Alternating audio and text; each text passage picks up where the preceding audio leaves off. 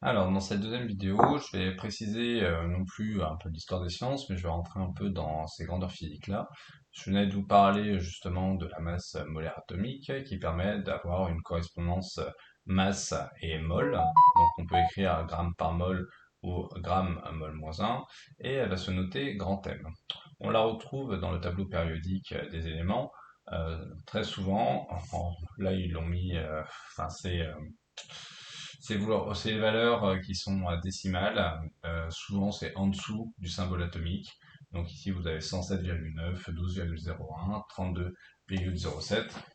Alors, pour faire un lien avec ce qu'il y avait, comment dire, sur ce que vous allez voir en seconde et éventuellement un petit peu en troisième, c'est il y a une abondance isotopique des éléments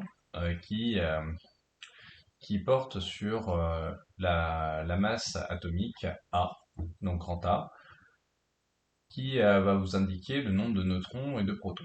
Donc généralement, le carbone le plus abondant, c'est le carbone 12. Il a 6 neutrons et 6 protons. Et c'est ce qu'on voit ici à 12,01. Pourquoi 12,01? Eh bien parce qu'il existe aussi d'autres isotopes, c'est-à-dire d'autres variantes du carbone ou d'autres atomes, qui peuvent être à carbone 13 ou carbone 14. Ceux-ci sont radioactifs la plupart du temps.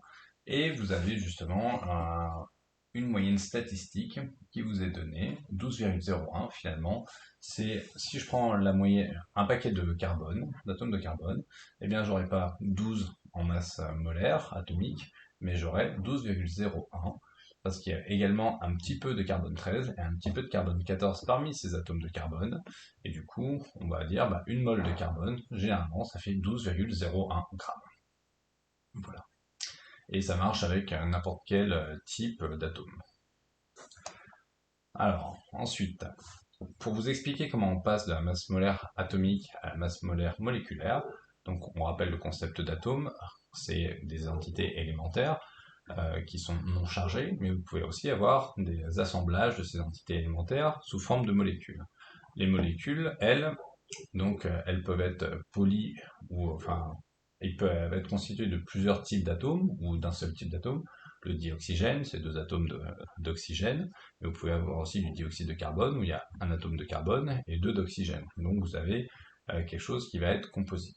Et la masse molaire moléculaire de cette entité-là, en fait, ça va être une somme de tout ce qui est unitaire, de tout ce qui existe.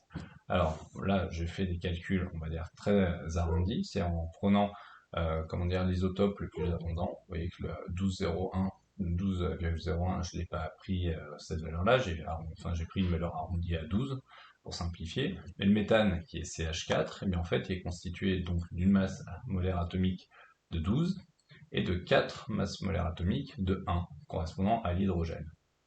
NaOH, en fait c'est pareil, c'est une masse atomique de 23, un O donc qui correspond à 16, et un H qui correspond à 1, donc vous avez juste une addition à faire, et vous avez les masses molaires moléculaires sur, comment dire, sur ces molécules-là.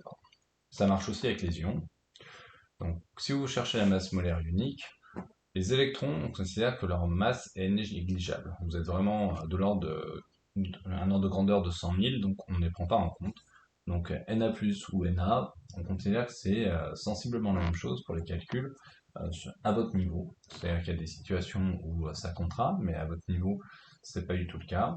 Quand vous avez des ions monoatomiques, vous avez juste à prendre dans la classification périodique le type d'atome qui correspond. Donc Li+, c'est comme Li, ça sera 6,9. Cependant, vous allez avoir également euh, des situations où vous avez des ions polyatomiques, comme les molécules, vous avez plusieurs atomes, et là c'est la même règle, vous comptez, sans prendre en compte la charge, le nombre, comment dire, le nombre d'atomes qui correspondent, et puis vous faites une somme de ces atomes-là. Alors là, j'ai pas mis de code couleur parce que j'estimais que vous aviez compris ici. Voilà, le NH4+, il y a 4 H, donc c'est 4 fois la masse molaire ici. Et si après, si vous voulez, je le mets en vert, hein, c'est pas vraiment un problème. Mais vous avez exactement le même procédé que pour les ions, pour les molécules ou atomes.